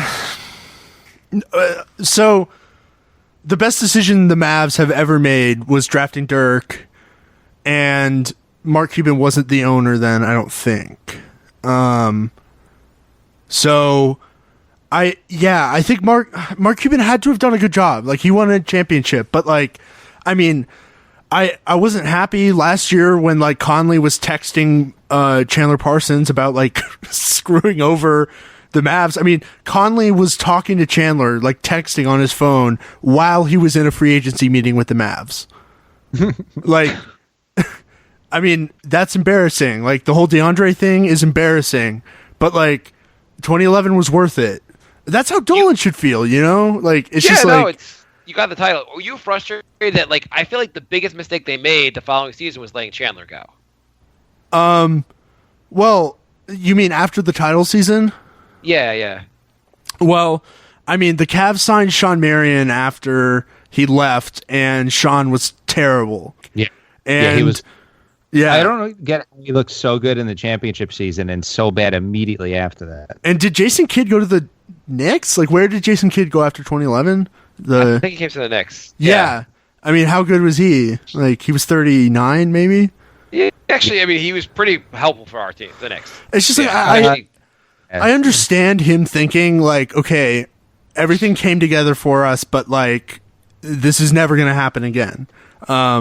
I just feel like every concurrent decision after sort of letting it dissolve instead of paying all these guys money, like, every decision after that was bad. Yeah. I felt like, of all the guys, I feel like Chandler was such a big part of the team that letting him go would really, like, made it just, like, made you're not going to win next year. So where did he go after 2011? The Knicks. Oh, yeah, the Knicks. How much did you guys pay him?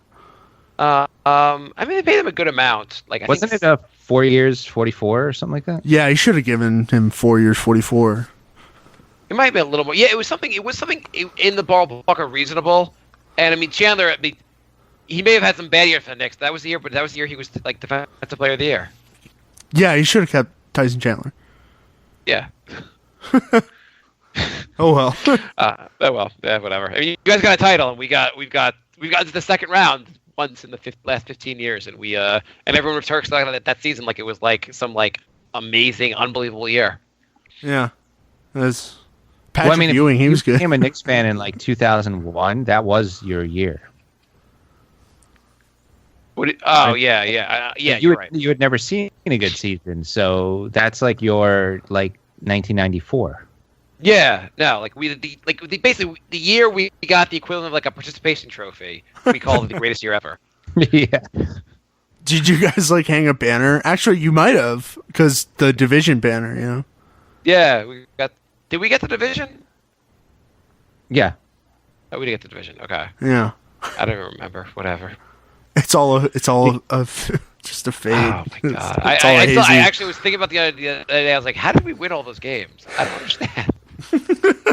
So I watched this team now. We can't win anything. So Melo was good, and he didn't say, like, switch. Good. Hey, like, can you cover that? Oh, and Tyson Chandler was good, right? And Amari was injured.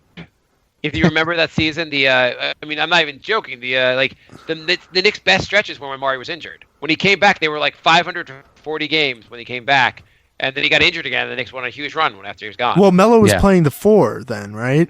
Yeah. Yeah. The Knicks said 4 years later, they're like, we're thinking about putting Melo back at the 4. I think, though, that God, whatever. I don't we got to lightning the questions. Go keep going, Jay. We got to finish the questions. I don't think we're going to get to all these questions. We can just go fast. We don't have to set. If it's the same point over and over again, we don't have to rehash it. We don't have to just read the questions. Come on, Jay. Jason writes, how realistic is it that Melo and Rose get traded at the end of at the deadline? It's probably not happening. Unlikely. Go on, next one. What are we doing with the $100 million of dead money between Noah and Thomas over the next 4 years? Is this Eddie Curry all over? I mean, they're all, unlike Eddie Curry, we're not going to banish them. They're going to play on the team, and they're going to play, and it's going to be wonderful. Does Hornacek use a bag of numbered marbles to make substitutions? If he's not doing that, he should start doing it. What do you think what the Knicks will do with Noah the next years? I think they should play. Chris, what do you think about this? I think they should take Noah and make him like a defensive coach. Player coach, but more coach. Yeah. I mean, hopefully you get someone good enough to bring him off the bench, I mean, we have Kyle Quinn and Hernan Gomez. I'm fine with playing them over Noah. Yeah, but if you get someone who's Kyle Quinn is good, but if you, actually you do have a center who's better. It's Kristaps. Hopefully they play Kristaps at center, Yeah, when they first made the Rose trade, I thought it was smart because I was like, well, I didn't think it was. I understood the gamble aspect of it, and I was like, oh, they're clearing out Lopez because they're going to put Porzingis at the center. Oh, this team is really smart. And then a minute later, they were like, we got Noah for $72 million. Because it was like, oh, they realized that we're going to try the KP thing at center faster, and we're going to clear out Lopez contract. It sounded like such a. That was the lot. I was like, oh, that makes so much sense. They didn't actually do that. Jay, I think Kristaps might be a 3. Why not try it at this point? Yeah, I mean, it doesn't seem unreasonable. He's really good at the rim. Well, Giannis, make him a 1. Why not? Harden's now the point guard in Houston, and it's working out really well. So. Yeah. This is the age of guys can play any position. Maybe Melo will play a position that involves passing. I think that everybody on the Knicks on defense should just put out their hands like this into a triangle and hold their arms up and see if it works. While making secondary triangles with their fingers. Right. D'Antoni wanted Melo to play the point forward, and we were all mocking him. We're like, Melo's going to be our point guard, but he's now showing a guy that actually gives that system. Harden, it's working out perfect. Yeah, but Harden passes. Well, Melo wants to ISO. He didn't want to run pick and rolls. That's what I was going to say earlier when you were talking about Melo at the 4. I feel like everyone has known that Melo's a 4, including Melo, but he just didn't want to. And you just sort of have to do it, Yeah, he even said that. He's like, I don't like playing the 4. Right. I mean, that's sort of the bottom line. So it's is it better to have Melo at the 3 than not having him at all? Because Melo at the 4 isn't an option if he just won't do it. I wish I could try that at my job. Hey Jay, can you run this report? Nah, I don't like doing that report. Can I still have $23 million though? Thanks.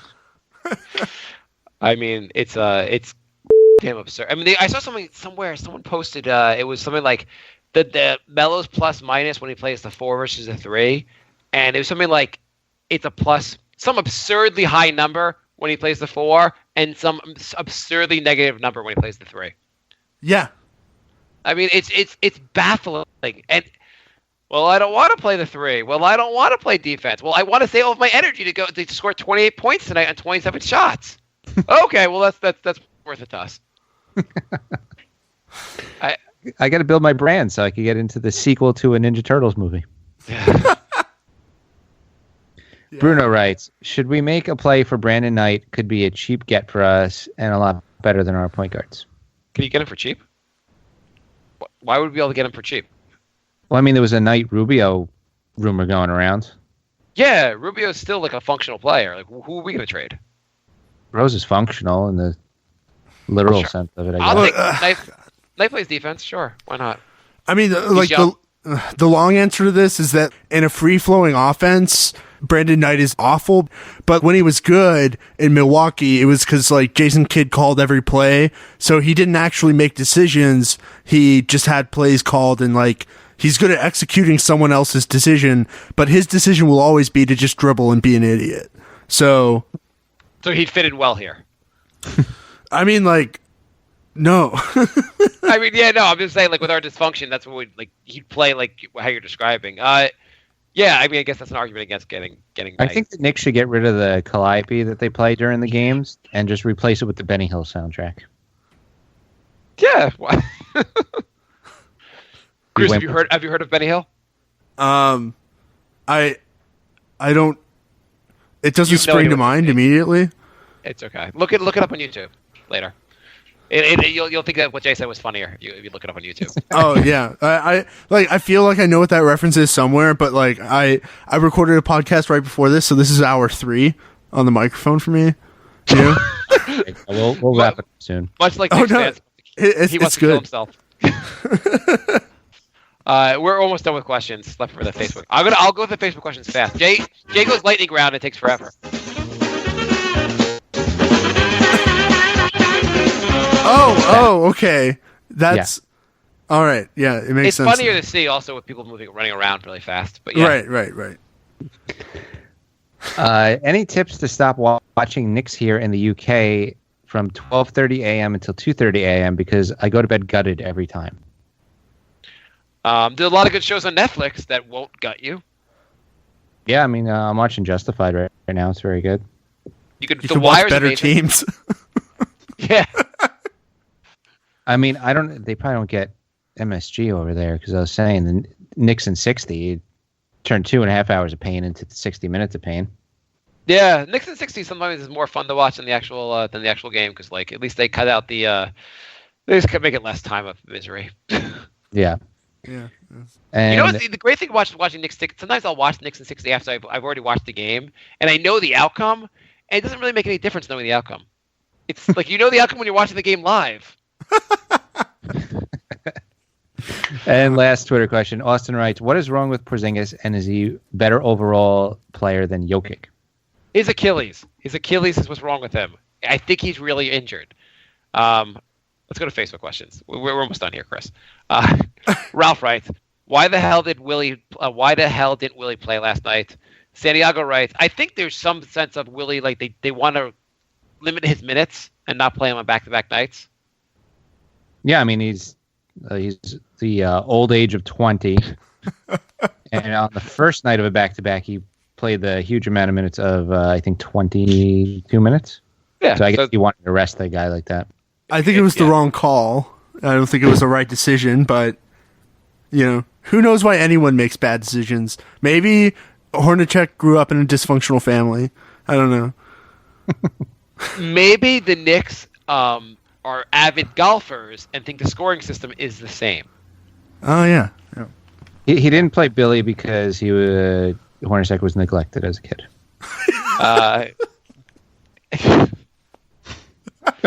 Just are making stuff up. Okay.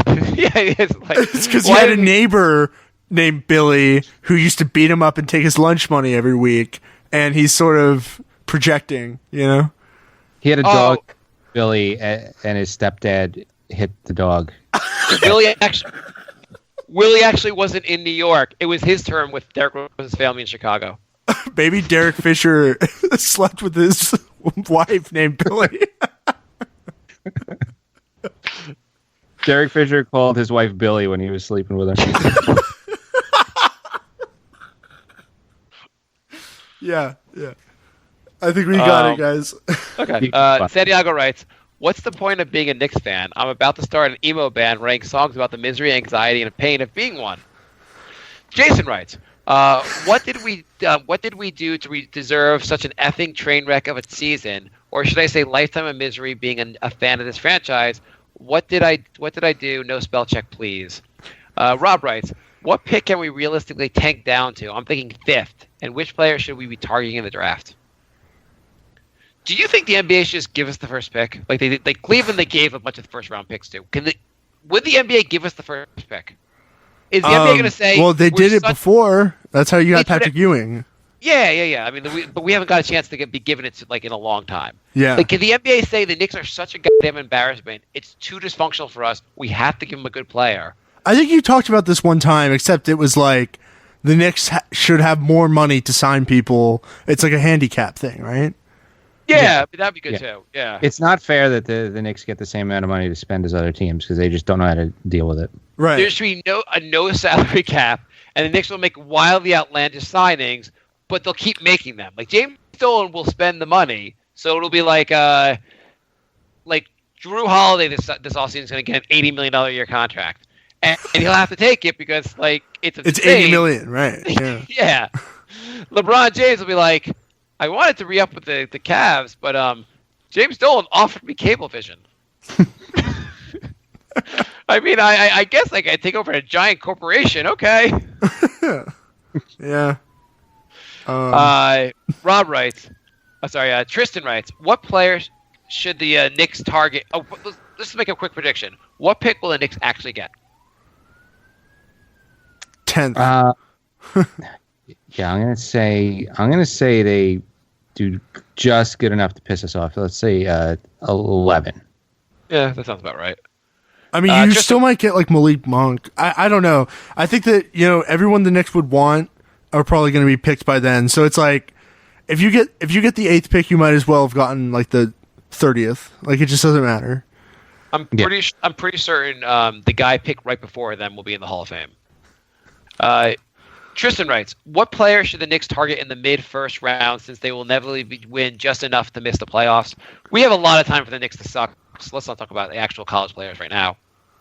Justin writes, am I the only one who sees headlines touting Melo scoring 30 points in a loss and thinks who gives a poot? Only one stat matters, the final score. If you score a gazillion and your team still loses, then your personal point total is worthless. No? So this was, we didn't even mention in the Wizards game, Melo scored 25 points in the was it the second quarter or third quarter? The second quarter. It was a franchise record. Though he scored like 2 points in the first quarter, like 2 points in the third quarter, and like 1 point in the fourth quarter. But the 25 he got in the second quarter was pretty impressive. So he played one really good quarter. I'm super excited. I mean, like if anything, that's just bad because it means he's just going to keep shooting. Yes, that's usually how it works. I believe he was 2 for 12 in the second half after doing that. Yeah. So usually if Melo starts off hot, he then shoots he just keeps shooting and just has a terrible night. But then if Melo starts off really cold, he keeps shooting and has a terrible night. Paul writes. You just got 5 hate emails. Oh, whatever. Melo he's a really good, inefficient offensive player. And he could be, it's true. He does a lot. I think the Clippers, if I was a Clippers fan, I'd be like, let's get him because I really think he would help the Clippers. I just don't think he's helping the Knicks anymore. And really what makes me the angriest is his wandering away from his players he's defending on defense. That's what kills me more than anything. If he was giving an F on defense, I would like him so much better. But that might be okay if you had DeAndre Jordan. No, I don't think it works on any team wandering away from the guys you're defending. You have to defend guys. You can't be on the different. Again, it all could be Rambis' system, but you can't just ignore guys you're covering because then someone else has to cover your guy, and then they lose the guy they're covering, and it's you got to play defense like a team. Oh, Mark, you're just a hater because you want your star player to play defense. Yeah, you're right. You're just a hater. The best thing we did to this team now is we're like, Melo's really not that great about covering his guy. What if we added another guy who could score but doesn't cover his guy either? Oh, God. Paul writes, Melo said he wouldn't want to let the team down by leaving mid-season, that if he leaves, it would only be right at the end of the season. We think what we think is obvious, but what do you think the individual players prefer? Everyone says how great it is to play with Melo publicly. No one would say something negative to the press or even that it would be better for the future of the team. So how would the players actually feel about Melo being traded midseason? The players? I mean, it's going to be a downer for the team. I don't think any team likes having midseason trades, no matter how bad they are. Unless it's somebody totally toxic, like Derrick Rose. Carmelo Anthony. Yeah, I'm gonna get the hate mail. You just called Melo toxic. Yeah, I think that like they would feel bad about it until they started winning games, and then it would be I okay. also think you trade Courtney Lee, Derrick Rose, and Jennings, and then you ask Melo about waiving his trade clause. Oh, do you want to expand beyond the Clippers and the Cavaliers, or be part of this ship? Yeah, just hold the gun to his head. Just Oh, still only the Clippers and Cleveland? You don't want to go anywhere else? Let's see how much worse we can make this team. Let's make you suffer. yeah. He's put up with a lot, so it might just be Until you'll go to until you can make it go to a team that's a better trade partner for us. Sasha's getting 40 minutes a night, and before each game, we're gonna murder a Ninja Turtle. okay. I think I figured it out. All right, he will want to stay on the Knicks until the Knicks are worse than the Nets because he wants to be in New York. So that's the trick. Just be worse than the Nets. That's a tough thing to do. That's pretty Yeah, bad. really tough. This is the one team I wouldn't want to switch to is for a podcast. Paul writes, Mark, you keep mentioning Kuz is 27 and that he won't develop like a young guy. Someone else alluded to this last show. Don't you think the level of competition in the NBA can bring more out of a player than playing in other international leagues? Yes, I totally agree with that. I think Kuz can get better. My point with him is at 27, his ceiling is pretty low compared to. I think Porzingis can really develop even better than he is. Kuz, I feel like, can only get so much better at this age. I feel like you kind of at 27, you're probably close to being what you can be.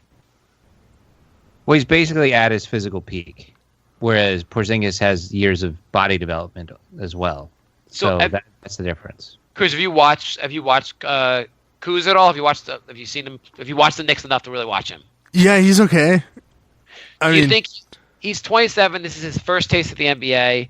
People like his shooting. They think he can score. Do you think at 27 he can develop and be like a starter in the NBA? No. Yeah, I kind of agree with that. I think he can be a solid role player off the bench. Yeah, Alan writes, I think he already is. Yeah, I agree with that. Alan writes, do you think the Knicks will make the right decision? Hopefully they do. Trade Melo and anyone under 20 and anyone not under 25. Keep Kuz and Holiday. No, the Knicks, they're not going to make the right decision. Alan writes, did you see this photo of the end of the game? Does this capture the Knicks franchise for the last 16, 17 years? Is that the one where everybody's touching their head? Is it like a picture of his ass? Wait.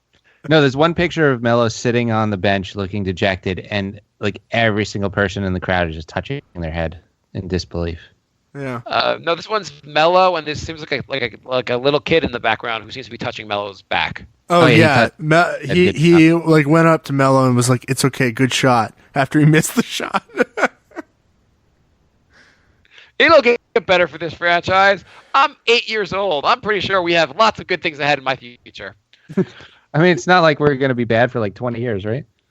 Yeah. So Alan continued to write, from Melo looking sad, the kid telling him it's all right and we can still win the championship, and the Asian lady, Easy J, we all know you have a hot for Asian chicks, thinking tear it all down and laughing at the situation. Well, somebody must listen to our comedy podcast. Alan writes, when people in the media say Melo or Phil, why can't we get rid of both? Like, why can't we bring in some young GM, like go to the Warriors, Spurs assistant GM and give them the job, try something different for once? Because the Knicks make bad decisions. Yes. Alan writes, also, Stephen A. Smith was talking about Melo is leaving, either before the trade deadline or in the summer. I don't trust him that much. He hates Phil for getting rid of the CAA from the Knicks. Okay. It was basically Stephen A. said Melo's leaving at some point. Yeah. Okay. Okay. Stephen A. Another big scoop, Stephen A. Gil writes. Stephen A. was like, Melo's going to leave by the trade deadline or after the season. I'm like, okay, can you make it any less specific? Or, you know what, Melo's definitely going to leave by the end of the season or when his contract is up or after he retires. When he leaves the earth and goes with the angels up above. Yeah, one of those times he's definitely going to leave the Knicks. He's covering his bases. If he said he's going to leave the Knicks for the Clippers and here's the guys they're going to get, and he nails that, I'll be impressed.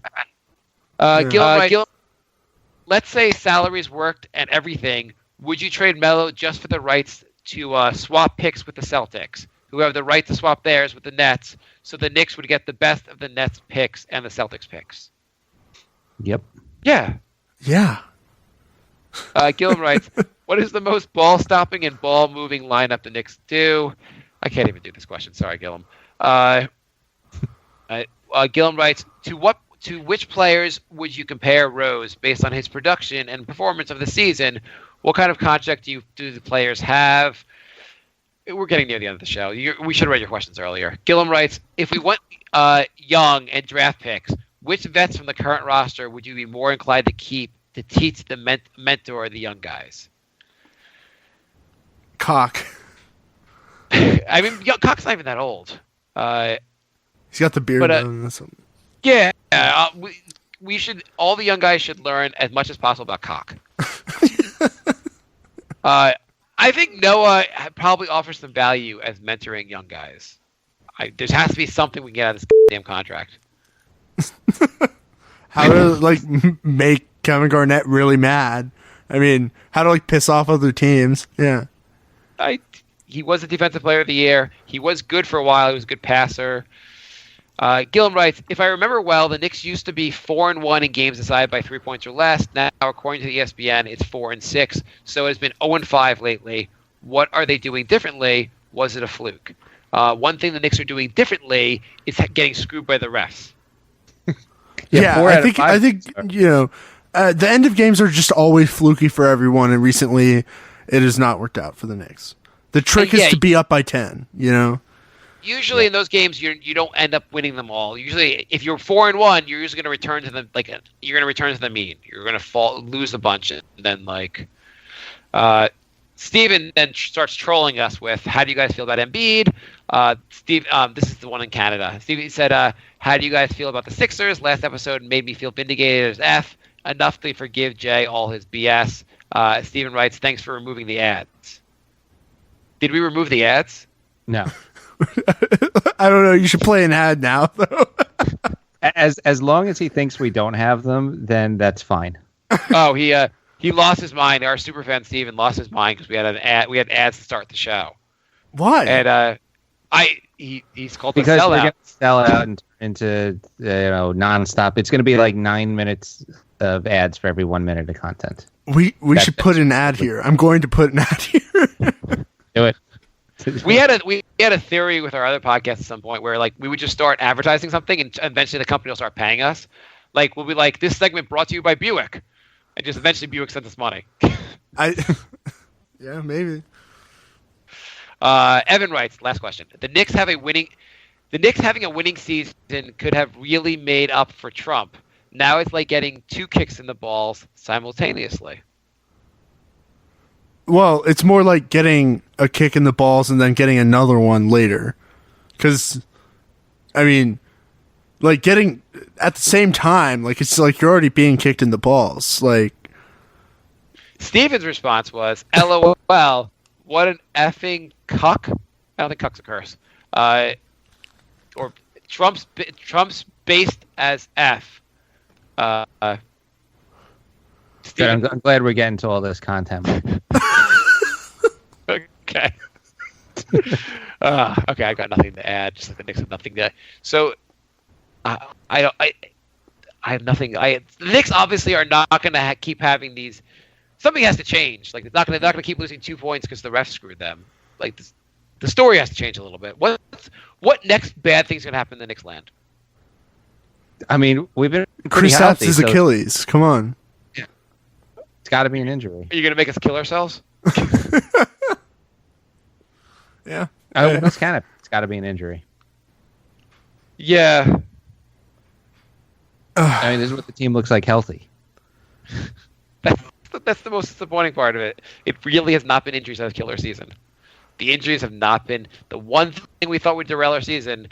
That the obvious derail our season has not been a major issue. Well, I mean, it's injuries have killed your season, but injuries that happened a long time ago to Derrick Rose and Joakim Noah, Yes, that is true. It's the What did we learn today, guys? I didn't learn anything.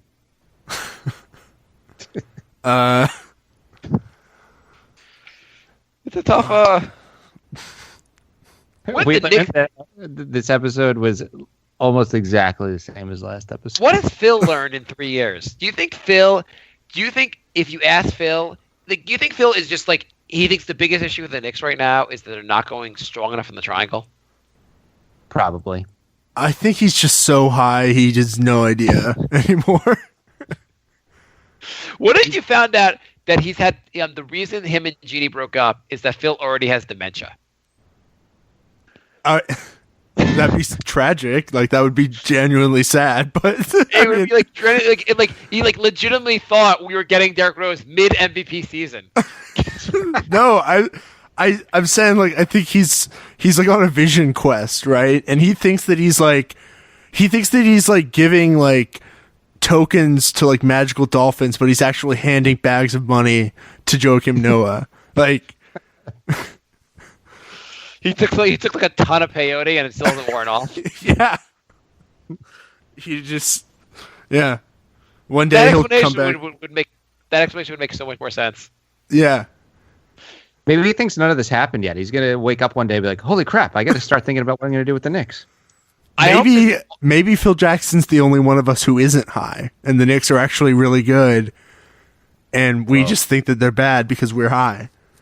What if there's leaked audio, like WikiLeaks gets on this, and the audio basically is like him and Jeannie having their last fight and being like, I've done everything for you, Jeannie. I ruined the Knicks for you, and you're going to leave me? What if there's leaked audio of Derek Fisher screwing Jeannie Buss? Again, that would be great if they did it at halftime. That would be the funniest episode of this podcast, I think, ever. Yeah, I mean, like, Jay, do you wish we were doing our? I mean, not that it would have been good times, but it would have been interesting to have done the show while Isaiah Thomas for the sexual harassment thing. Just that, like, the episode after that came out. Yeah, but that season would have got old real quick. Oh no! I mean, like, I honestly don't want to do any of those. I would not want to go back and do any of those episodes. Like, if we were doing it so long where we had like episodes where we were like, hey, they got Stephon Marbury. This can't work out poorly. I think this Marbury Francis tandem is going to work out real well for us. We talk ourselves into Eddie Curry. Like, I mean, it's a lot of draft picks, but I mean, Eddie Curry. It's not like he's going to eat himself out of the league.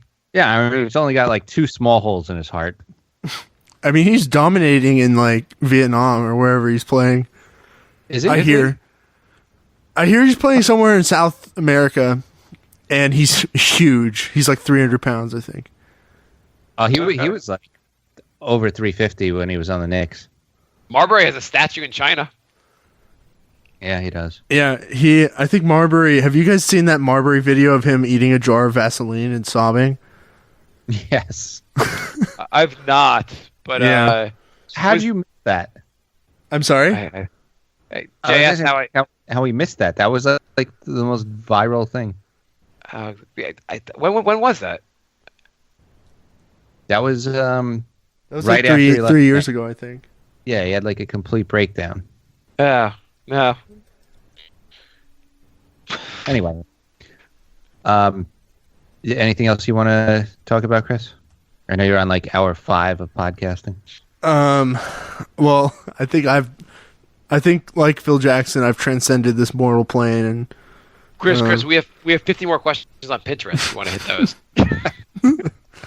those? Eddie Curry's lost weight. Good for him. Oh, has he? Good for him. Yeah, I think. All right. Check out Chris at almightyballer.com. How many shows are you doing, Chris? Right now, 2. Yeah, 2. But And how many shows is the network up to? How many teams do we have now? So the network, not including the A team, is like 10 shows. We just added a couple of shows about the draft, so check them out because I wanted to cover the draft. You guys should listen to those that you see what you're missing. Oh, yeah. And so we sound like we know what we're talking about too. yeah. And then the A team is at 21 right now. Nice. Wow. Yeah. Growing fast. Yeah. It's it's been a journey, guys. Been a vision quest for you? Yeah. Yeah. I feel like the vision is being realized. That's awesome. That's really cool. Yeah. So yeah, there's a podcast out there for almost every single team now. So check out almightyballer.com. And our My website show is Almighty Ballin. That's what you should go check out for sure. Listen to that. That is general NBA. Yeah. So, all around the league stuff. Yeah, only a little bit of Knicks. Knicks. I mean, like, if you're talking about the NBA, there's a lot more interesting stuff to talk about than the Knicks. So. Oh wait, this is going to be on my feed too. So if you're listening to this on my feed, go listen to the New York Knicks podcast. And these fine gentlemen host a show, which is basically this. It's a crossover episode. I mean, our show is not always this negative. This team has just been really like brutal lately. We promise, like, if you listen to our show, it won't be always this negative. We're gonna try to, no matter what happens to the Knicks, we're gonna try to be jovial and like make this fun, this misery. I mean, we've lost 13 out of 16. So there's only so much we can take. Yeah. It is, yeah. I mean, the Nets podcast, the Glue Guys, they stay positive, so why can't you do that? Do they Come really on. stay positive? What are they? They're like, you know what? Like, so far this season, we haven't traded all our draft picks for the next 5 years for some aged veterans, so that's successful. Yeah, the Nets also made 2 finals way more recently than we did. That is true, but that was still a long time ago. They had some. They've had more recent memory of like that was still a while ago though. Yeah. That was outside of I mean, they haven't been. They made this. They made the second round also after that trade, so I guess we're equally as successful teams. Successful. Yeah. I mean, you guys have a more talented young guy, and you have your draft picks for the next 5 years. So we have all our first round picks for the next 10 years. We have all the first rounders going forward so far. And this is a fact that we mentioned this last show, but the Knicks this year picking both the first and second round for the first time since 2005. Oh yeah, I remember. And they pick. And the last time they had their own picks, their own first round pick and their own second round pick, was 2003. Awesome. On that note, thank you for having us, Chris. Yeah. Yes. And thank you for having me, Jay and Mark. Crossover. Play the music. Both shows. And also thank you for recording this since my feed died out 10 minutes in. Yeah. No worries. All right. I'm going to play the goodbye song. Goodbye,